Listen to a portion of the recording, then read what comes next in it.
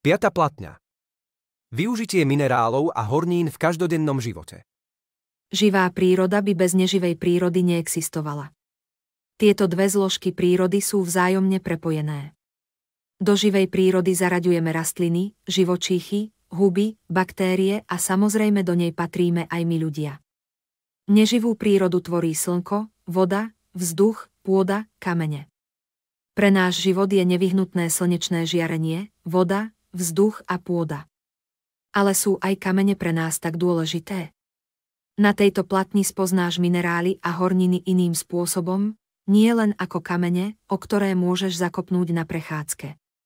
Spolu odhalíme rôzne predmety a materiály, ktoré aj vy bežne využívate doma, v škole, na ulici či vo svojom voľnom čase. Prehmataj reliéf na platni.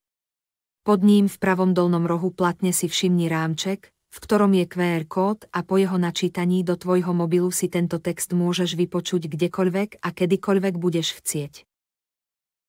Keď chceme postaviť rodinný dom, možno práve taký, aký nachádzaš na reliéfe, určite potrebujeme piesok, štrk, hlinu či vápenec. Keď chceš vojsť do tohto domu, v strede reliéfu nachádzaš 5 schodov, ktoré ti to umožnia. Pri výrobe schodov bol takmer určite použitý cement. Je to práškový materiál, ktorý sa vyrába spracovaním rôznych kameňov, napríklad aj vápenca a sadrovca. Zastavíš sa pred vstupnými dverami, ktoré sú možno vyrobené z plastu. Základnou surovinou pri výrobe plastu je ropa, nerastná surovina, ktorá nie je nerast, ale je viazaná na usadené horniny. Aby do tejto časti domu nepršalo, zhora je zakrytá špicatou strechou. Aj súčasťou strešnej krytiny môžu byť kamene. Vľavo pokračuje rodinný dom stenou, v ktorej sú dve úzke vysoké okná. Aj v priehľadných oknách, cez ktoré nám preniká svetlo do miestnosti, je použitý minerál s názvom kremeň. Stena môže byť z tehál, ktoré sú vyrobené z hliny. Mohla by byť obložená žulou, mramorom či rôznymi bridlicami. Rôzne farby a nátery na steny obsahujú tiež prvky minerálov. Keď chceme mať v dome teplo, a na to, aby sa udržalo vo vnútri domu, stavbári používajú pri výstavbe izolačný materiál. Súčasťou takéhoto materiálu je hornina čadič, ktorá zabezpečuje, aby teplo neunikalo z domu a chlad neprenikol do domu. Vnútorné steny a stropy sa často obkladajú sadrokartónom, alebo sa z neho zhotovujú. Ako už názov napovedá, jeho súčasťou je sadra zo sadrovca. Nad touto časťou domu je šikmá strecha. A strešnou krytinou tejto strechy môžu byť práve keramické škrydly, ktoré sa vyrábajú tvarovaním a pálením z hliny, ílu alebo ílovitých materiálov. Prejdi na strechu v pravej časti reliéfu, na ktorej hmatáš komín a pravidelné členenie, ktoré vzniká na škrydlových strechách. Pod touto strechou nachádzaš veľkú garážovú bránu a určite uhádneš, čo stojí pred garážou. Je to auto, ktoré pozostáva z rôznych komponentov. Veľmi dôležitou súčasťou aut sú pneumatiky, ktoré sú vyrobené z gumy. Ako plnivo v gumách okrem iného je použitý minerál kremeň v podobe oxidu kremičitého. Súčasťou výroby pneumatík je opäť mastenec, ktorý je zahrnutý aj v iných automobilových dieloch. Nepochybne mnohé súčiastky a väčšie automobilové konštrukcie sú vyrobené z ocele. Je to zliatina, ktorá sa vyrába zo železnej rudy, v prírode je najčastejšie vo forme minerálov napríklad magnetit, hematit, siderit. Poďme si teraz predstaviť režim bežného dňa a odhaľme spolu činnosti, pri ktorých sme v kontakte s minerálmi a horninami a ani si to neuvedomujeme. Súčasťou tejto platne sú aj rozličné predmety, znázornené na tenkých, malých, okrúhlych podložkách. Rozlož si ich vedľa platne a podľa nášho opisu nájdi daný predmet a postupne predmety prikladaj na platňu. Deň začíname tým, že sa ráno zobudíme. Na to, aby sme sa prebudili včas, používame rôzne technológie, napríklad si nastavíme budenie na našom mobilnom telefóne. V minulosti sa však častejšie využívali klasické hodinky položené na stolíku, ktoré nazývame budík. Možno aj vy máte doma budík, po ktorom ráno siahnete rukou a v tej chvíli ste nepriamo v kontakte s minerálmi. V batériách vo vnútri budíka sa nachádza bromid lítny, ktorý pochádza z minerálu s názvom lepidolit. Nájdi klasický okrúhly budík s hodinovými ručičkami, na ktorom sú hore dva pokruhové zvončeky, ktoré spáčov zobudili svojim silným zvonením. Prilož budík na platňu. Súčasťou rána je ranná hygiena. Používame rôzne hygienické a kozmetické prípravky mydlá, gély, krémy, zubné pasty, make-up a inú dekoratívnu kozmetiku. Súčasťou väčšiny týchto prípravkov je mastenec.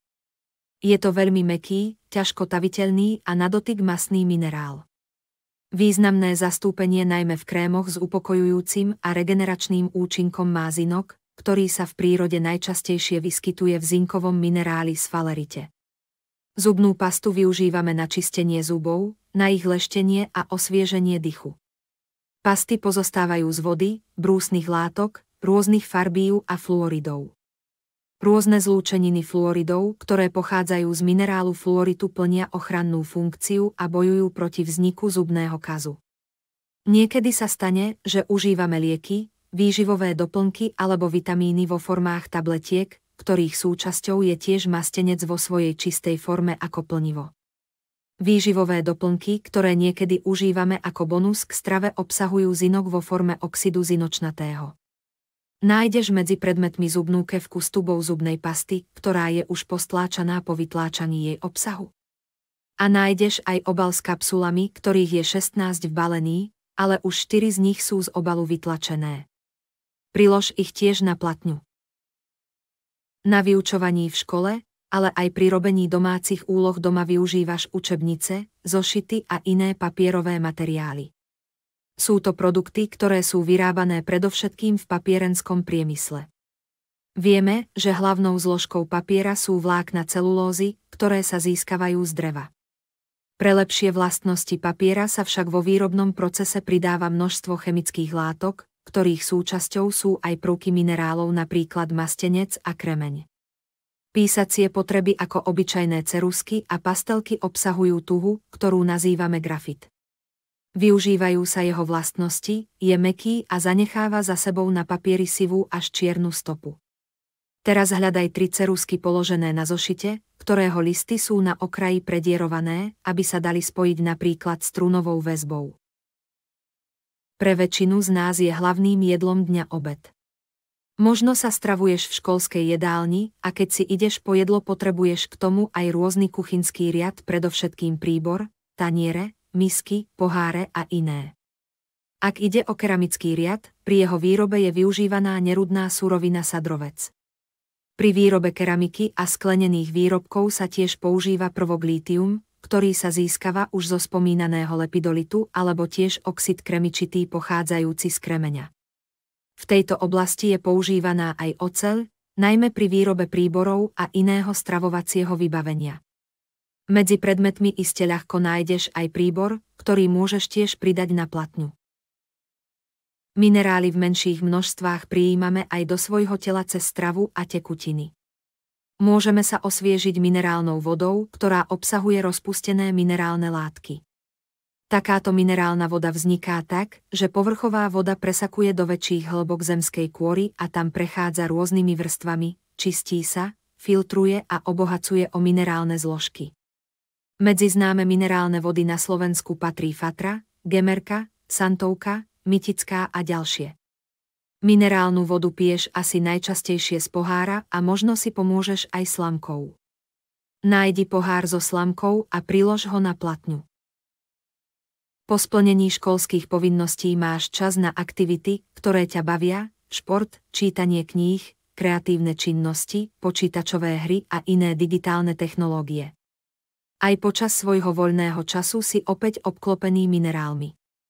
Keď si sadneš na bicykel, zoberieš si do ruky knihu a zapneš lampu na čítanie, naťukáš niečo do mobilu alebo relaxuješ v záhrade na záhradnom nábytku. Ani si to neuvedomujeme, ale sú to predmety, ktorých materiály obsahujú cín, oceľ, hliník, kremeň, grafit a ďalšie iné minerály alebo prvky získané z minerálov. Pridaj teda na platňu aj tieto predmety. Iste ľahko nájdeš obľúbený bicykel, lampu na čítanie, knihu, na ktorej nachádzaš čísla 1 až 4 v brajlovom písme a neodmysliteľný mobilný telefón. A vráť sa ešte na reliéf rodinného domu, kde si vľavo identifikovaním záhradnej stoličky a stolíka môžeš vo svojej fantázii na chvíľu odýchnuť v záhrade. A inak tomu nie je ani večer. Opäť predmety a prípravky, ktoré používame pri večernej hygiene a chystaní sa na spánok, zahŕňajú rôzne minerály. Spomedzi predmetov ešte nie je na platni uložené ozdobné mydlo na oválnej miske. Spomeň si na príjemnú vôňu mydla a ulož ho tiež na platňu. Pripomeň si všetky predmety, ktoré si uložila na platňu. Toto je len malá ukážka toho, v čom všetkom sa ukrývajú minerály a horniny. Sprevádzajú nás na každom kroku, aj v tejto chvíli ste nimi určite obklopení. Takže bez pochýb môžeme povedať, že minerály a horniny sú vzácne a nevyhnutné pre náš život.